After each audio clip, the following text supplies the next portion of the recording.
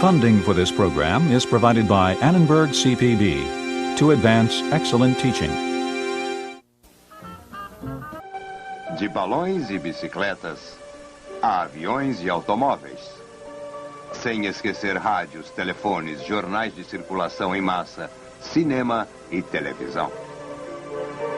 O mundo estava ficando menor.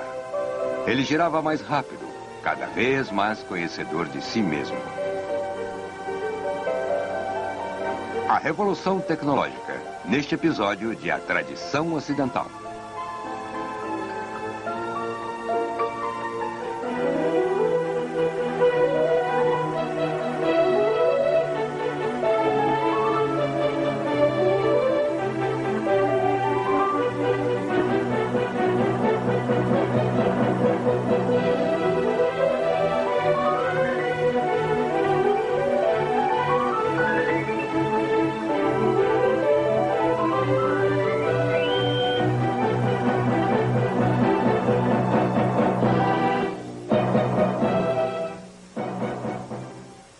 E agora o professor da Universidade da Califórnia, Eugene Weber, em sua jornada através da história da civilização ocidental.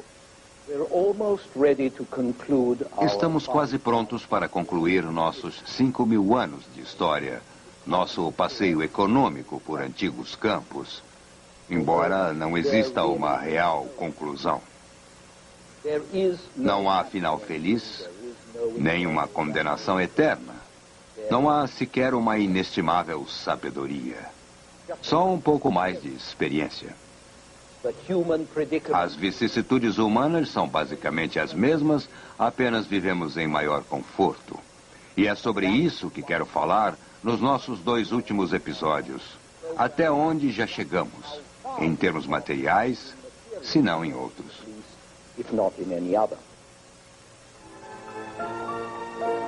Às 4 horas da tarde de 24 de abril de 1900, um balão partiu do Jardim de Tulherias, em Paris, enquanto 15.000 pessoas esticavam seus pescoços admirando. A bordo do balão estava um cineasta pioneiro. E o cinema havia sido inventado 5 ou 6 anos antes. Comentando a subida, ele escreveu: "Um vento suave dirigiu-nos para o leste. E é a 400 metros que Paris fica mais bela. Enlaçada pelo Sena, podíamos vê-la inteira, cortada por avenidas e boulevards, escavada por ruas e lagos." Desde então, a aviação deixou-nos acostumados a este tipo de imagem. Mas em 1900 era algo totalmente novo.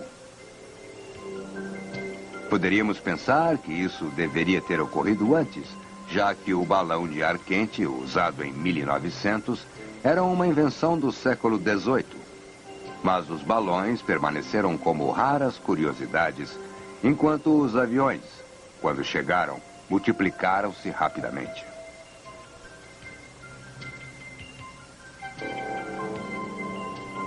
Em 1906, apenas 3 anos depois dos irmãos Wright terem lançado seu avião de uma catapulta, uma fábrica de aviões no subúrbio parisiense de Billancourt já produzia ótimos biplanos.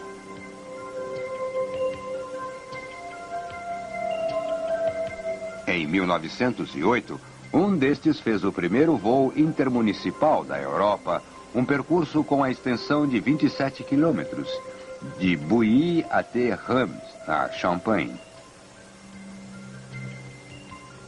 No ano seguinte, Louis Blériot atravessou o Canal da Mancha sem bússola, seguindo os barcos que navegavam entre Boulogne e Dover.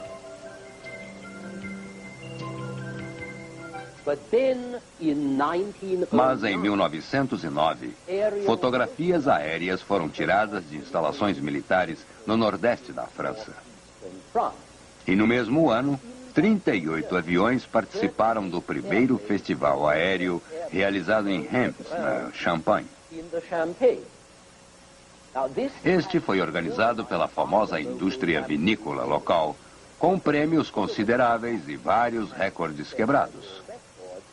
Mas o Festival de Reims não refletiu apenas o valor publicitário das novas máquinas, também sugeriu seu potencial militar.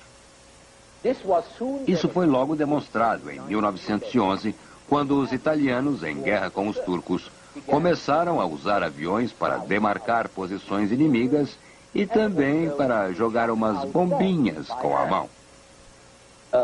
John Goldsworthy, um romancista inglês, escreveu uma emocionada carta ao London Times, implorando aos militares: deixe-nos a inocência dos ares. Mas os ares estavam destinados a serem violentados como o resto da terra. Em cerca de 2 anos, as forças terrestres inglesas já incluíam baterias antiaéreas e o progresso tornou-se cada vez mais rápido.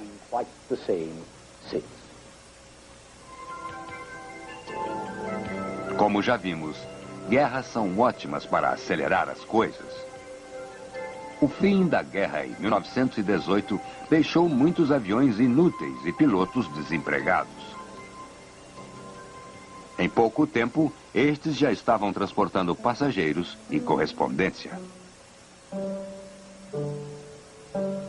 5 anos depois, ases da Primeira Guerra ofereciam passeios curtos e também voos de até 2 horas com base em Paris.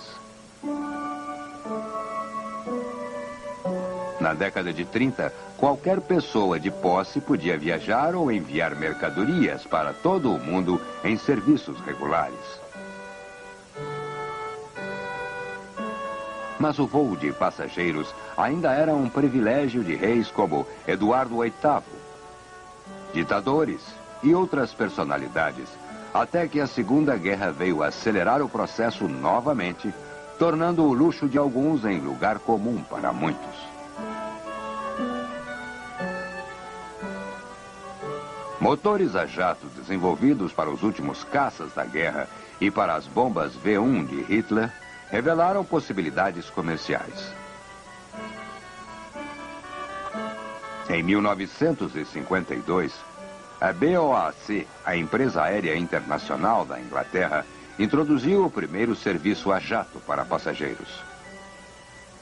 Na década de 60, os jumbos já carregavam 600 a 700 passageiros.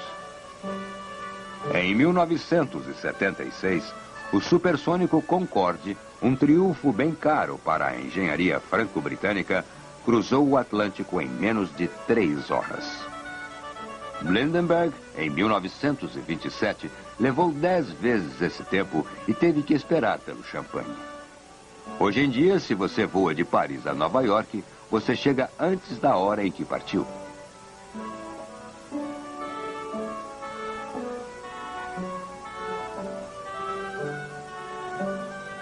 Foi impressionante saber que o homem podia chegar à Lua.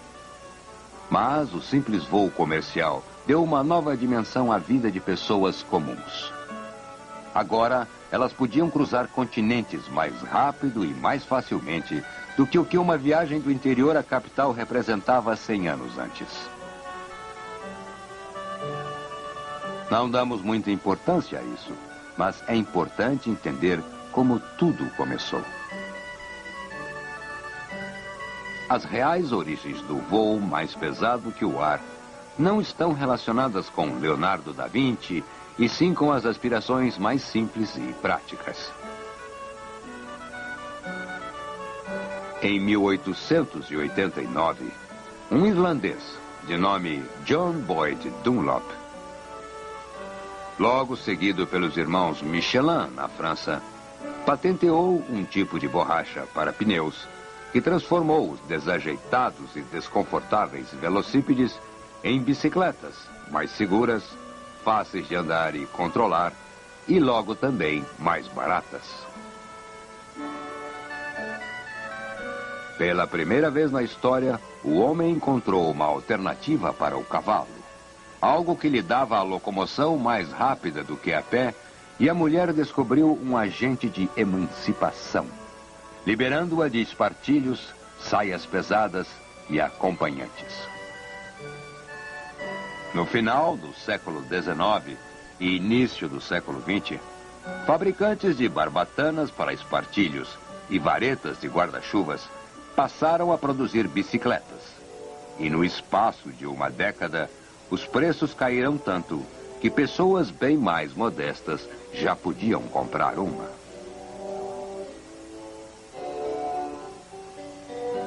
Outros, mais aventureiros, equiparam a invenção com motores a vapor ou a óleo, transformando tri e quadriciclos em motocicletas, a seguir em carros.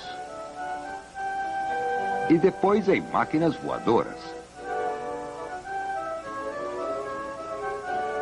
Todos usavam mais ou menos as mesmas partes, e a maioria era produzida e pilotada pelos mesmos homens e mulheres que eram impulsionados, acima de tudo, pelo espírito empreendedor e aventureiro. O amor pela emoção e velocidade que marcou um século bem menos prosaico do que costumam descrever.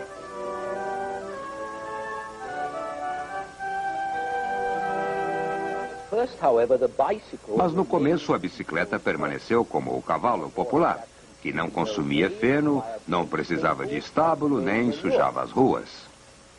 Os carros demoraram mais algum tempo.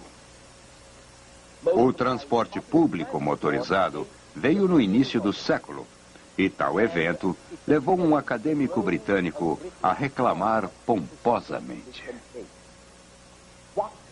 Que estrondo é esse inusitado? Seria um ônibus motorizado? Sim, o odor e ruído como nenhum.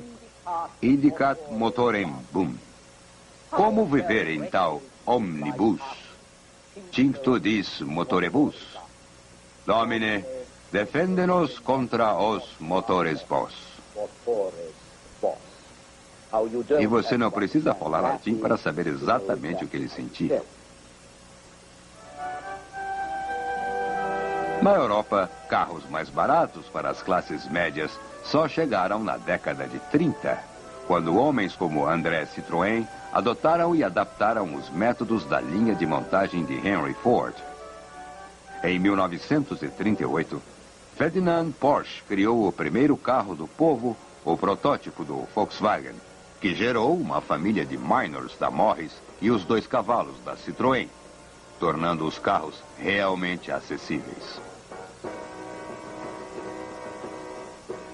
Em 1960, já havia um carro particular para cada 31 pessoas no mundo, um para cada 3 nos Estados Unidos, um para 22 na Europa. Obviamente, bicicletas e carros também trouxeram locais de serviços, motéis, restaurantes e hotéis que agora atendiam mais do que apenas caixeiros viajantes e também promoveram melhores estradas.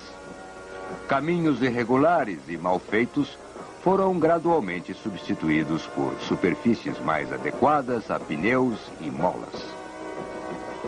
Em 1924, a primeira rodovia de alta velocidade foi inaugurada na Itália, entre Varese e Milão. A Itália e a Alemanha foram pioneiras das rodovias que os Estados Unidos iriam aperfeiçoar. E assim, a Europa e o mundo passaram do transporte animal e a pé para a tração motorizada. Em 1914, as levas de refugiados haviam usado carrinhos de mão e carroças puxadas a cavalo. Em 1940, refugiados similares enchiam as estradas com bicicletas e carros para escapar de tanques alemães, enquanto eram bombardeados por aviões. O processo não poderia mais ser detido. Outros bens, literalmente, nasceram com o século. A câmera fotográfica mais barata em 1900. Aspiradores em 1901. E também discos para gramofone. As pessoas haviam feito sua própria música ou ouvido alguém cantar num teatro ou em público. Agora, a música tornara-se acessível a qualquer hora. Em 1913, a Decca criou um gramofone portátil que podia ser usado num jardim ou levado a um piquenique, e que não custava mais do que o almoço numa cantina. Logo, ele se tornaria um grande sucesso popular. Em 1901, o italiano Guglielmo Marconi também obteve a primeira comunicação sem fio através do Atlântico. Em 1912, quando o Titanic afundou no Atlântico Norte com 1.600 pessoas, a milagrosa possibilidade de enviar sinais de socorro foi revelada, juntamente com a fragilidade da tecnologia moderna.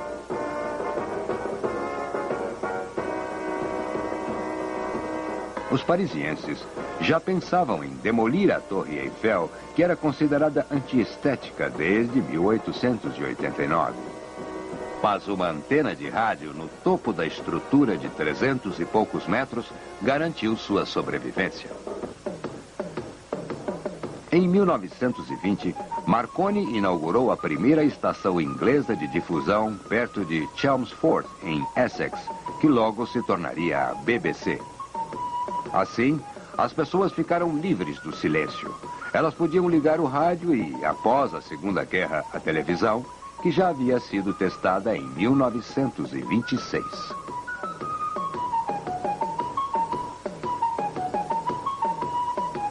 Em 1933, os monólogos do presidente Roosevelt demonstraram o poder da comunicação em massa.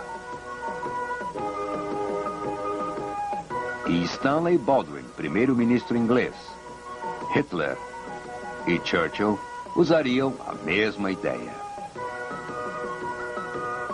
O mundo estava encolhendo. Mais pessoas estavam viajando, e viajando mais rápido. Enquanto a peste negra do século XIV havia demorado meses e meses para espalhar-se pela Europa, a epidemia de 1918 levou apenas algumas semanas. Ao mesmo tempo, rádios e telefones, mais uma invenção do século XIX aperfeiçoada no século XX, jornais e revistas de circulação em massa tornavam o mundo ainda menor, mais estressante, mais consciente do que acontecia aqui e lá fora.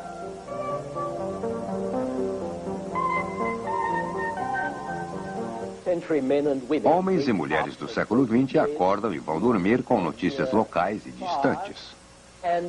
E como notícias raramente são boas, uma dieta de sensacionalismo veio causar indigestão, ou, no mínimo, um mal-estar. Stanley Baldwin, o primeiro-ministro, atacou os donos da imprensa por usarem o poder sem responsabilidade, que ele descreveu como a prerrogativa das meretrizes no decorrer dos séculos. Mas a imprensa era muito mais influente que prostitutas. Algo que Macaulay havia previsto em 1828, quando denominou os repórteres de o Quarto Estado. E a maior parte do poder da mídia não vinha das opiniões que expressavam, mas sim das informações que transmitiam de forma quase inconsciente. Informações sobre possibilidades, sobre modos de vida, padrões, potencialidades e disponibilidades que grande parte do mundo, fosse em continentes distantes ou em nossas cidades, havia ignorado em grande parte, mas gradualmente passou a imitar. Lembro-me de ter assistido em 1944 o filme Mrs. Miniver, num cinema ao ar livre na Índia.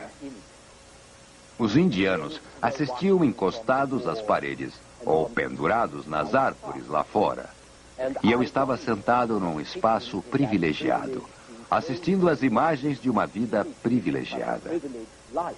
Perguntei-me o que os indianos pensavam das roupas, maneirismos e confortos no filme, tão estranhos a eles e tão comuns hoje em dia, meio século depois.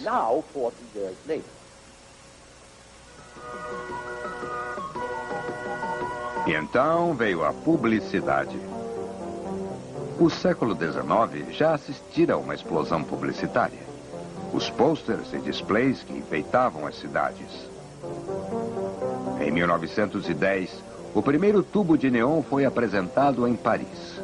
E mostrou-se ideal não apenas para a iluminação pública, mas também para a publicidade.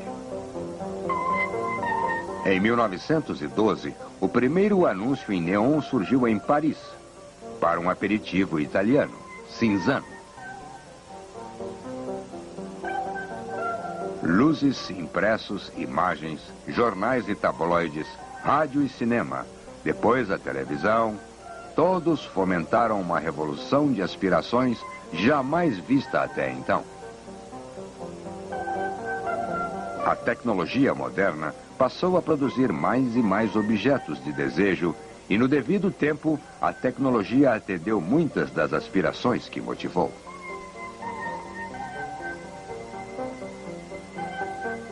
Mais do que apenas pelas guerras, o século XX destaca-se pela radical diferença física entre seu modo de vida e aquele de todos os séculos anteriores. Desde o nascimento de Jesus até 1900, o mundo não mudou tanto quanto mudou de 1900 até hoje. E embora nem todas as novidades de nossa época tenham sido criadas após 1900, todas tornaram-se mais desenvolvidas e acessíveis nos últimos 90 anos, especialmente nos últimos 30 anos, o que vale para o neon e muitas outras coisas. Calçadas e esgotos, iluminação e asfalto, banheiros e lavabos, água corrente no subsolo, sem falar em água quente e fria, fogões a gás e elétricos, tudo isso era um luxo excepcional antes da Primeira Guerra Mundial.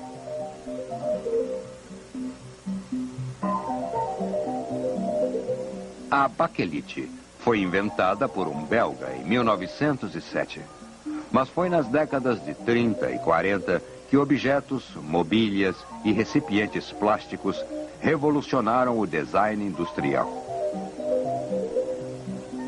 Os telefones também eram raros na Europa até depois da guerra. O primeiro telefone de discagem e a primeira central automática da Inglaterra surgiram em 1920. E embora a primeira geladeira elétrica tenha sido vendida em Chicago em 1913, o leite ainda ficava azedo no verão. E a carne ainda apodrecia por falta de refrigeração em muitos lares e lojas da Europa nas décadas de 50 e 60. Foi somente nos últimos 30 anos, ou pouco mais que isso, que a maioria dos europeus ganhou com a transformação crucial de suas casas e cozinhas em iluminação, aquecimento, agilidade e economia de trabalho.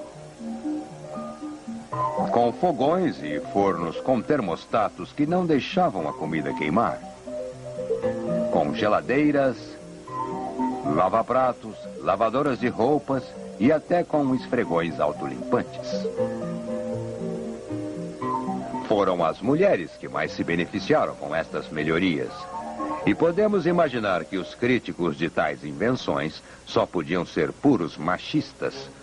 Mas outro ponto a favor de nosso século está nos grandes avanços feitos para a emancipação de metade da raça humana. O trabalho feito pelas mulheres tornou-se menos estressante. Suas roupas tornaram-se mais confortáveis, com elásticos substituindo as barbatanas e rendas das roupas íntimas no início do século.